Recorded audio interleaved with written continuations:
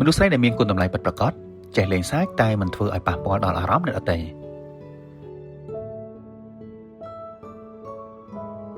មនុស្សស្រីដែលចេះលេងសើចតែងតែនាំមកនូវភាពវិជ្ជមាននិងភាពសប្បាយរីករាយដល់មនុស្សជុំវិញខ្លួនពួកគេអាចបំបត្តិភាពតានតឹងនិងបង្កើនបរិយាកាសល្អនៅក្នុងក្រុមគ្រួសារមិត្តភ័ក្តិនិងកន្លែងធ្វើការប៉ុន្តែការលេងសើចរបស់ពួកគេមិនមែនជាការលេងសើចបែបចំអកឬក៏មាក់ងាយអ្នកដទៃនោះឡើយផ្ទុយទៅវិញគេប្រើប្រាស់ពាក្យពេចន៍សមរម្យហើយជៀសវាងការប៉ះពាល់ដល់ចំណុចខ្សោយឬក៏លក្ខណៈបុគ្គលរបស់នរណាម្នាក់ពួកគេដឹងយ៉ាងច្បាស់ថាការលេងសើចអាចក្លាយជាអាវុធដ៏មុតស្រួចប្រសិនបើប្រើខុសរបៀបដូច្នេះពួកគេតែងតែប្រុងប្រយ័ត្នខ្ពស់មុននឹងនិយាយអ្វីមួយ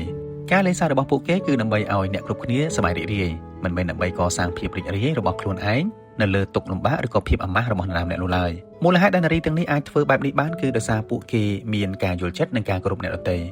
ពួកគេអាចដាក់ខ្លួនជំនួសអ្នកដទៃហើយគិតថា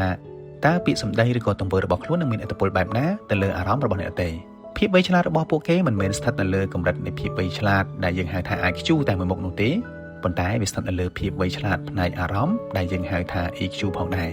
ដូច្នេះការលេងសើចរបស់នារីដែលមានគុណតម្លៃពិតប្រាកដមិនមែនជាសញ្ញានៃការខ្វះតម្លៃឬក៏ខ្វះភាពចាស់ទុំនោះទេតែវាជាសញ្ញានៃភាពវៃឆ្លាតនិងភាពថ្លៃថ្នូរពួកគេអាចធ្វើឲ្យអ្នកដទៃសប្បាយចិត្តខណៈពេលដែលពួកគេនៅតែរក្សាបាននូវសេចក្តីថ្លៃថ្នូររបស់ខ្លួននេះហើយគឺជាគុណតម្លៃពិតប្រាកដរបស់នារីដែលយើងគួរយកគំរូតាមពោលគឺពួកគាត់ចេះលេងសើចតែមិនធ្វើឲ្យប៉ះពាល់ដល់អារម្មណ៍របស់អ្នកដទៃ